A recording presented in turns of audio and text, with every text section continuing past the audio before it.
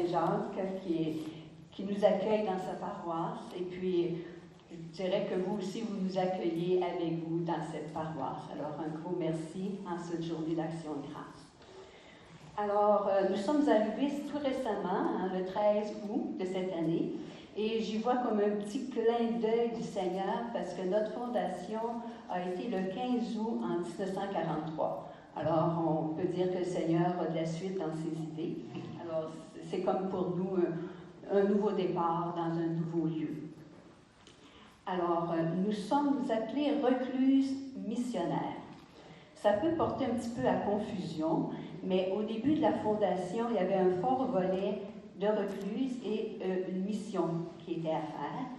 Et puis, avec le Concile Vatican II, il a été demandé aux communautés de se repositionner face à la mission.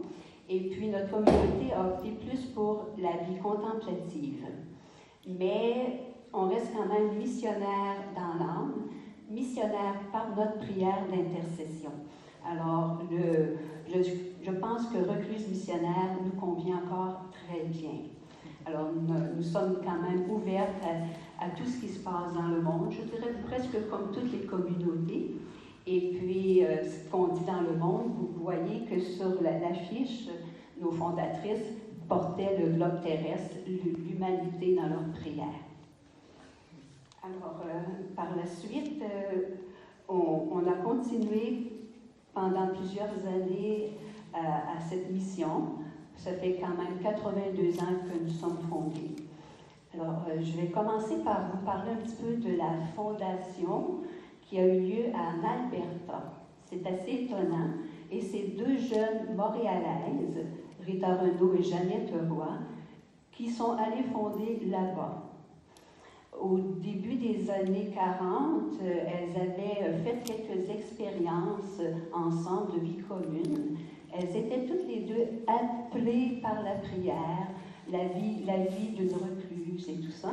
Et puis, en 1943, le père Louis-Marie Parent, qui est aussi sur l'affiche, qui est un de nos cofondateurs, est venu à Montréal, puis il était intéressé d'avoir des jeunes femmes qui pourraient se déplacer en Alberta. C'était une jeune province, Alberta. Et on sait que quand il y a jeune province, ça veut dire besoin de communautés pour l'éducation, pour la santé. Donc, elles se sont rendues belles, elles ont décidé de faire une communauté contemplative. Alors, c'est pour dire que tout se rejoint dans le Seigneur. Et puis, en 1950, la communauté est revenue, une bonne partie de la communauté est revenue à Montréal, sur le boulevard Gouin, et nous avons été là 75 ans. C'était vraiment un milieu agricole quand ils sont arrivés, donc très isolé, hein, sur le boulevard Gouin. Et puis, ça leur convenait très bien, la communauté, parce qu'on aime vivre de solitude, de silence, dans un grand espace. Alors, 75 ans de temps, nous avons accueilli des autres en auto-élevé. On était ouverts parce qu'on avait l'Eucharistie à tous les jours. Tous les chercheurs de Dieu pouvaient venir prier avec nous. Et notre mission spécifique dans l'Église, nous, c'est l'adoration eucharistique. Pendant toutes ces années, on a été capable de faire l'adoration 24 heures par jour. Il y a juste depuis un petit temps que, vu l'âge, nous ne sommes maintenant que 15 dans notre monastère, donc il y a quelques heures de nuit qu'on ne peut plus assumer. Mais dans le cœur, nous sommes vraiment des adoratrices eucharistiques. L'autre volet qui serait important à voir, c'est notre inspiratrice. Je ne sais pas si vous connaissez un petit peu la fondation de Ville-Marie au début des années 1600. Alors, il y avait quand même un grand besoin de personnes pour l'éducation, pour la santé. Il y a eu plusieurs communautés qui sont arrivées de France. Et puis, une jeune femme de Montréal même, Jeanne Lebert, elle est née en 1662, et elle a opté pour une vie de prière dans un reclusoire. C'est-à-dire que pendant quelques années, elle a fait quelques expériences chez ses parents, dans la maison, Elle ne sortait juste pour l'Eucharistie. Elle n'avait aucun contact à part ça. Et après ça, pendant une trentaine d'années, elle a opté vraiment pour un reclusoire, c'est-à-dire un petit appartement en arrière de la chapelle de la congrégation de Notre-Dame.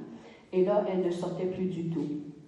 Et elle avait quand même très peu de contacts, sinon peu du tout, sauf que les gens allaient quand même pour la voir, pour qu'ils puissent prier pour Ville-Marie, qui était toute petite bourgade au départ, au début de Montréal.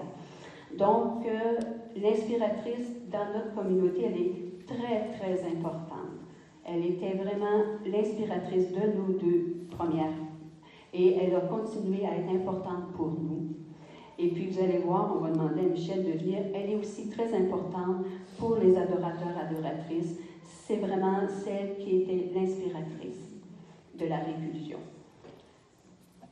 Maintenant, un petit mot de notre communauté comme telle. Comme j'ai dit, pendant 75 ans, nous sommes adoratrices à Montréal, 82 ans depuis le début, mais il ne faut pas oublier qu'on a un fort volet de vie communautaire et fraternelle.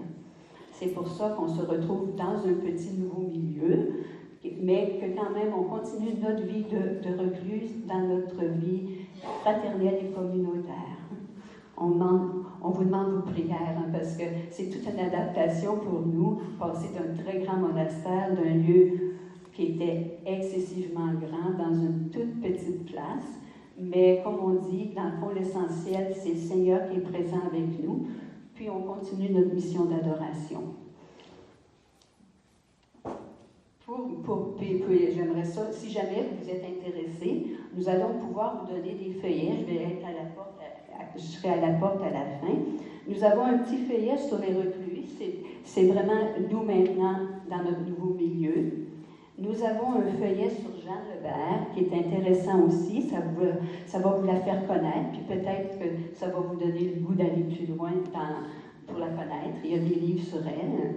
Nous avons un feuillet pour les adorateurs aussi, que Michel va venir présenter. Et puis, nous avons aussi un monastère spirituel. Alors, ça peut être intéressant. Peut-être que vous pouvez être intéressé de communier à notre spiritualité. Alors, je voulais quand même, suite à ça, dire, je trouve que, comme je dis, le Seigneur a vraiment de la suite. Aujourd'hui, la journée pour l'action de grâce, et puis on sait que l'Eucharistie, c'est action de grâce, ça veut dire ça. Alors, comment ne pas être reconnaissant envers Dieu, puis envers Charles, que ça tombe bien, que ce soit vraiment la journée de l'action de grâce. Et on dit toujours action de grâce, ça veut dire juste de dire merci.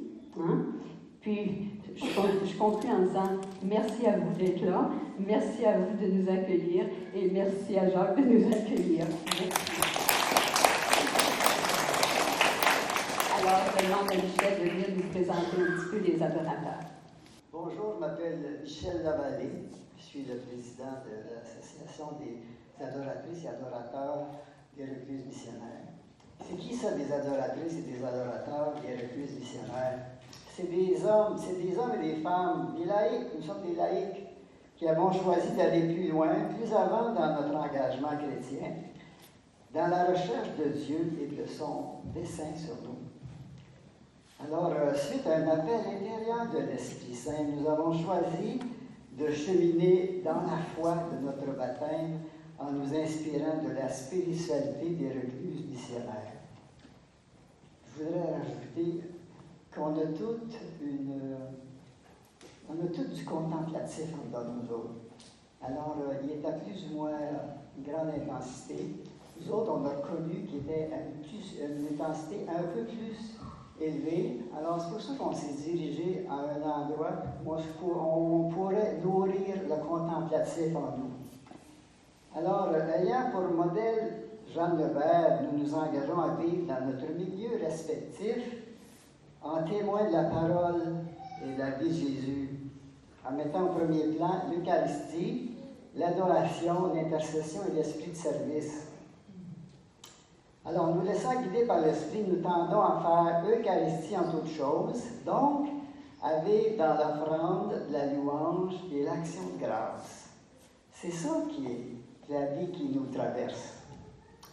Alors, pour aider à avancer sur cette route, nous avons adopté une règle de vie en 14 points qui nourrit notre relation avec le Seigneur et nous donne les moyens de progresser dans notre cheminement vers la sainteté.